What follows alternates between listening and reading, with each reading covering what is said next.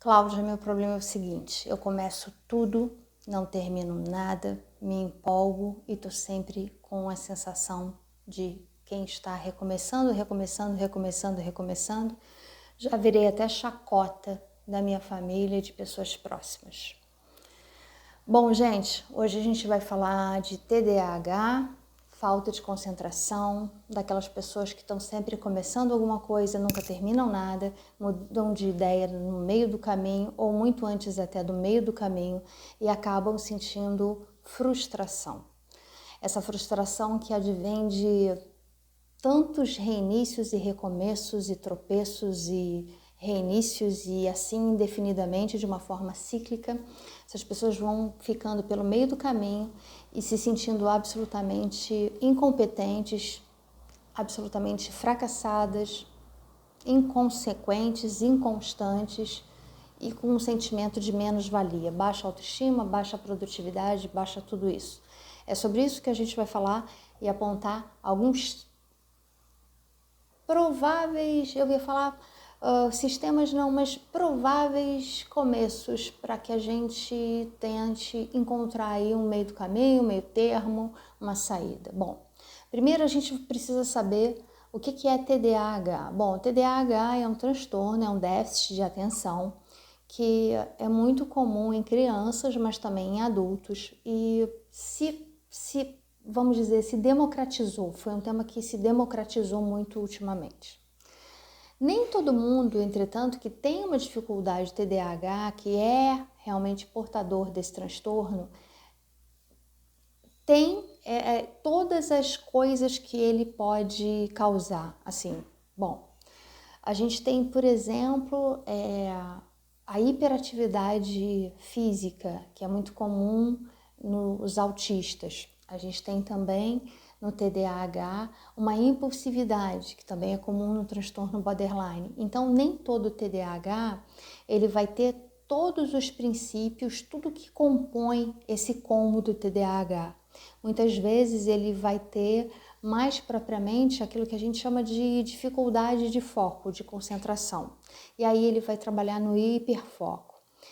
Para começo de história, é importante que a gente diga uma coisa que eu acho que nem precisaria ser dito num vídeo como esse, num canal sério como esse, mas que é importante porque eu sei que as pessoas compartilham as informações e as pessoas comentam sobre os vídeos.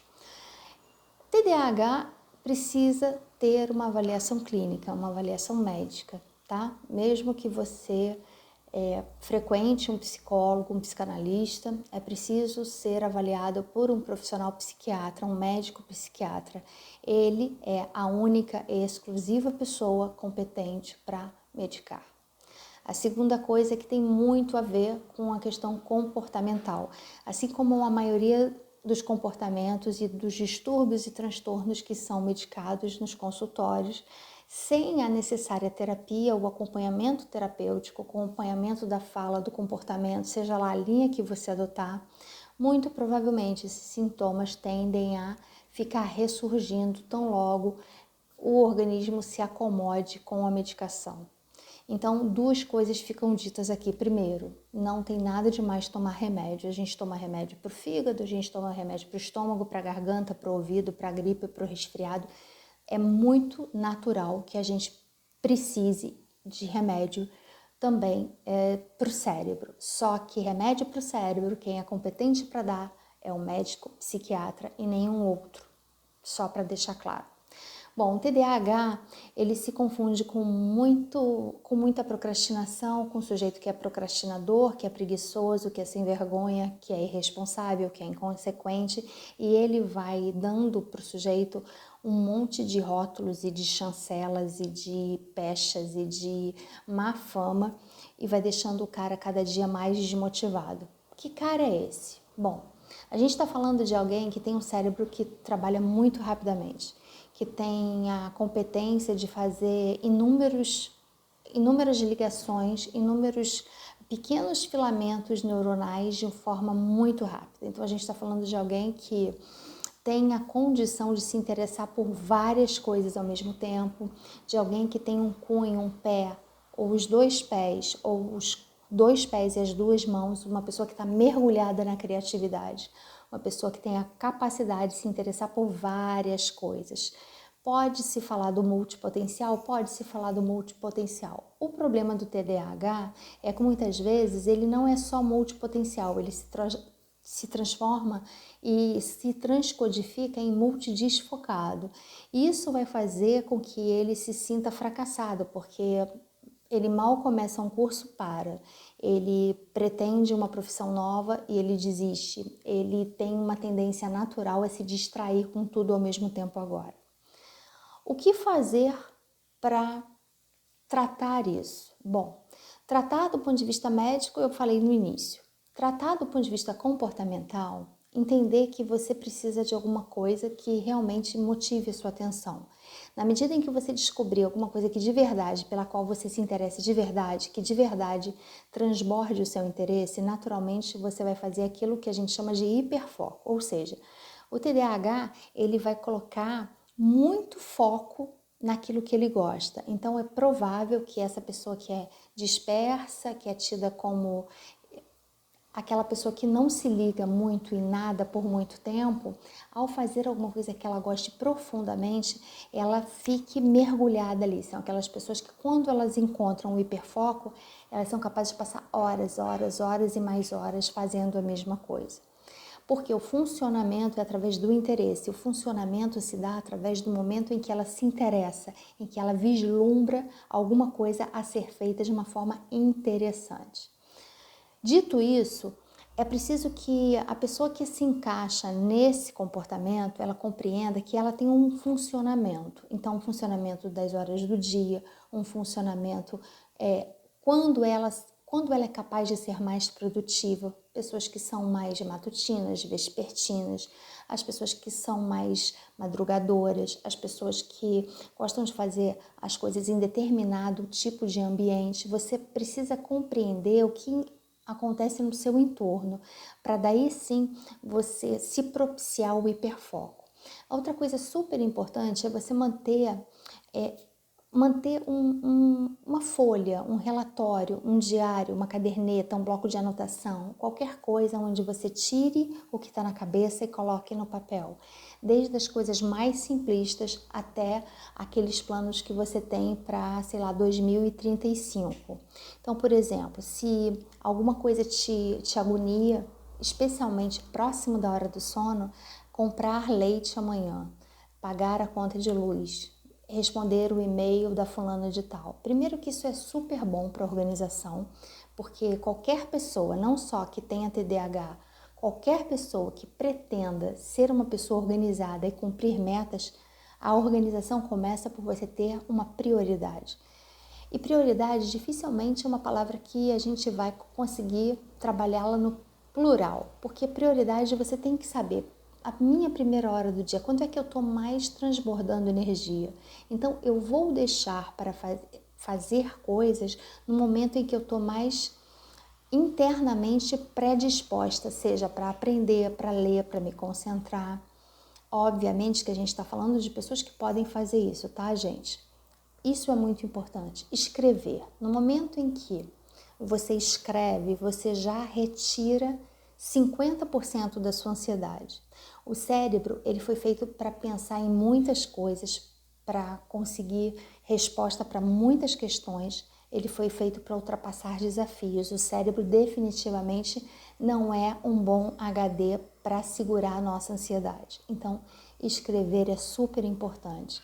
Posso escrever no celular? Pode, mas não deve. Se você puder ter um bloco de notas, papel e caneta, é muito mais útil para que você, inclusive, não se disperse. Quando você vai pegar o bloco de notas do celular, já está entrando 1, 2, 3, 4, 5 notificações, seja de qualquer coisa, e você já até esquece aquilo que ia anotar. Isso serve para qualquer pessoa que pretenda, de fato, se organizar na vida para cumprir alguma meta.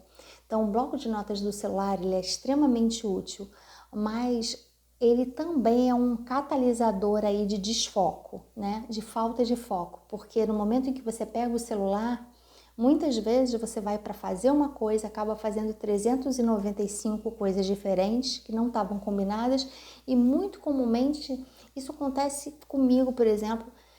O que eu vim fazer aqui mesmo? O que eu vim anotar? Então é importante. O TDAH, acima das outras pessoas, acima da média das outras pessoas, precisa ter foco. Ele precisa ter foco. Para ele ter foco, ele precisa ter organização. Então, descubra uma paixão, escreva quais são as suas prioridades, perceba o que você quer fazer e faça. E lembre-se muito claramente, todo mundo tem dificuldade de se concentrar e se dedicar àquilo que de verdade não está interessando. Então, pergunte-se, será que de verdade eu quero fazer esse curso? Será que de verdade eu quero prosseguir nessa profissão? Será que de verdade o que eu estou sentindo em relação a essa profissão faz sentido para mim? Será que de verdade eu estou fazendo isso por mim ou pelos outros? Será que eu estou fazendo isso para consolidar uma crença, para consolidar um ímpeto, um objetivo que eu tenho dentro de mim, ou eu estou aqui a serviço da expectativa de alguém? Então, primeira coisa, saber se o diagnóstico é um diagnóstico médico, psiquiatra. Segunda coisa, tomar medicação, se e quando necessário, após avaliação médica. Não esquecer jamais da questão psicanalítica, psicoterápica, seja qual for a linha da sua preferência. Terceira coisa, compreender que todo mundo em algum grau tem desinteresse por algumas coisas e interesse por outras. Perceber os seus horários de hiperfoco. Organizar-se, escrever, conseguir ter um diário, uma agenda fora dos eletrônicos, para conseguir ficar mais, o quanto longe possível dos estímulos externos.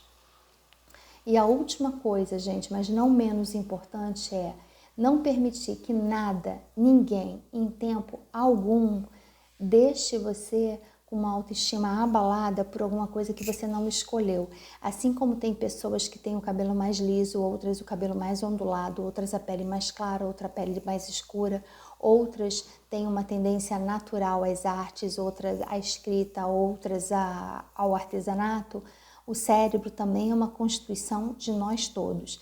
Então, não é menos qualificativo, não é menos honroso para ninguém ter um déficit de atenção. O importante é você saber que tem, saber o que fazer para lidar com isso da maneira mais produtiva e mais benéfica para o seu bem-estar físico, mental, emocional, familiar e para a sua relação de trabalho. Eu espero ter ajudado. Se fez sentido para você, compartilha com mais pessoas, se inscreve no canal, aperta as notificações, dá o seu like, ajuda para que o YouTube ache que esse conteúdo é de relevância, é de importância e distribua para mais pessoas. Um beijo.